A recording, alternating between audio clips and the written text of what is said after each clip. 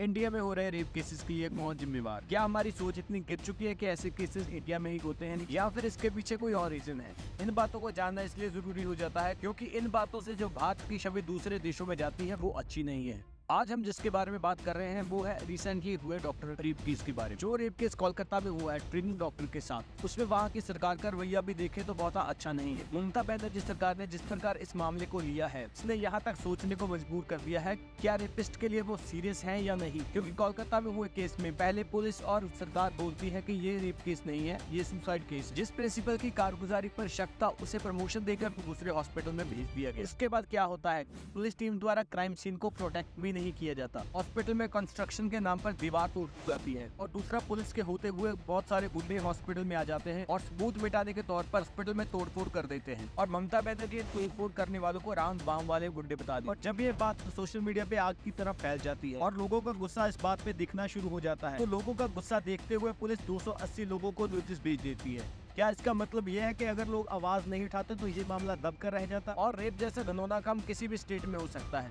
और हो रहे ऐसे केसेस के लिए हम स्टेट गवर्नमेंट को दोषी नहीं कह सकते, मगर ऐसे केसेस के लिए अगर सरकार और गवर्नमेंट इसको सीरियस ना लें तो फिर बात करनी बनती है। और यही बात सुप्रीम कोर्ट कह रही है।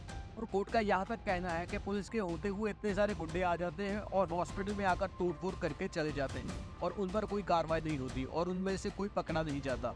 ऐसा कैसे हो सकता है? और इतना घिनौना काम होता है और ममता बनर्जी इनसेंसिटिव स्टेटमेंट देते हैं। ऐसा एक बार नहीं हुआ, ऐसा कई बार हो चुका है जिस पर ममता बनर्जी ऐसी स्टेटमेंट देती है जिसका कोई लॉजिक नहीं हुआ। और ऐसा एक बार नहीं हुआ, ऐसा कई बार हुआ जिस पर उन्होंने घटना की ऑथेंटिसिटी ऊपर ही सवाल उठा दिए। और अगर उनके दिए हुए बयानों पर लोग हंगामा करते हैं तो वो अपने बयानों पर पलट जाते हैं। सबसे हैरानी की बात यह है कि ऐसा रवैया एक चीफ मिनिस्टर का है। बात वही आती है कि ऐसी घटना हर एक स्टेट में हो सकती है, लेकिन उस पर कौन कैसे रिएक्ट करता है ये देखने वाला होता है। और ममता बनर्जी की स्टेट में जितनी बार ऐसा हुआ है वो दूसरी पार्टी पर इनका दोष लगा देते हैं कि उनकी वजह से ऐसा कुछ हो रहा है कि वो करवा रहे हैं, या फिर वो घटना की ऑथेंटिसिटी पर ही शक जताने लग जाती है। और अगर लोग इस बात में गुस्सा करें या फिर सोशल मीडिया पे इसके बारे में कुछ बोल दें तो उनकी साइबर पुलिस और स्टेट पुलिस उनके को नोटिस भेज देती है। इंडियन एक्सप्रेस में एक रिपोर्ट छपी है, आप उसको देख सकते हैं। इसमें साफ साफ लिखा है जब से कोलकाता में ये घिनौनी हरकत हुई है, पर सोशल मीडिया पोस्ट लिखने पर एक लड़की को गिरफ्तार किया गया है और 280 लोगों को पुलिस की तरफ से नोटिस भेजा गया है, जिनमें पुलिस का यही कहना है कि इन्होंने बिना वेरीफाई किए चीजें लिखी सोशल मीडिया पर। जिस लड़की को गिरफ्तार किया गया है उस पर पुलिस का यही कहना है कि उस लड़की ने ममता बनर्जी के बारे में गलत लिखा है। एक बात सोचने वाली ये है कि जो पुलिस आम जनता को अनवेरीफाइड बातें लिखने पर नोटिस भेज रही है, उनको ये भी बताना चाहिए कि उन्होंने बिना वेरीफाई किए ये कैसे बोल दिया कि ये रेप केस नहीं है, ये सुसाइड केस। जिस लड़की की हड्डियां टूट चुकी थी, जिस लड़की की आंखों पर जख्मों के निशान और शरीर पर भी इतने जख्म थे कि गिन ना पाए, और उसको देखकर इनको ये लगा कि इसने इतने जख्म खुद लगाए। इतना होते हुए भी उन्होंने आम जनता को ये लिखा नहीं, उन्होंने बिना वेरीफाई किए पोस्टें लिखी है। बातें करने से पहले इनको खुद पर भी नजर मार लेनी चाहिए कि उन्होंने क्या किया है। बड़े बड़े यूट्यूबर भी इस बात पे चुप हैं, जो छोटी छोटी बातों को लेकर ही सरकार को इतना ज्यादा बोल देते थे, वो इस बात को लेकर चुप हैं।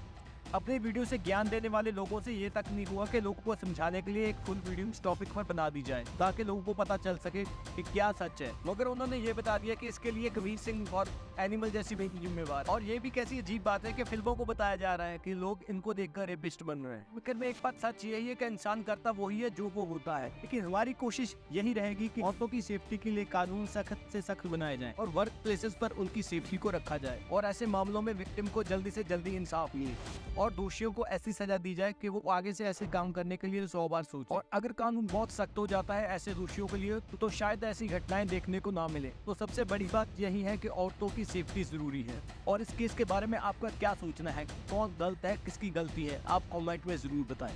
ऐसे केसों के लिए डटकर साथ देना है जिसके साथ दोषियों को सजा मिल सके और आगे से ऐसा कुछ भी ना हमें दिख सके। इस केस के बारे में आपकी क्या राय है ये जरूर बताना। इस वीडियो का मकसद किसी को गलत बोलना या किसी को गलत ठहराना नहीं है, सिर्फ सच को लोगों के सामने लाना है ताकि जिनके साथ गलत हुआ है उनको इंसाफ मिल सके और उनकी आत्मा को शांति मिल सके और दोषियों को कड़ी से कड़ी सजा मिले ताकि कोई और भी ऐसा करने से पहले 100 बार सोच ले। और अगर आपको वीडियो अच्छी लगे तो चैनल को सब्सक्राइब करना मत भूलना।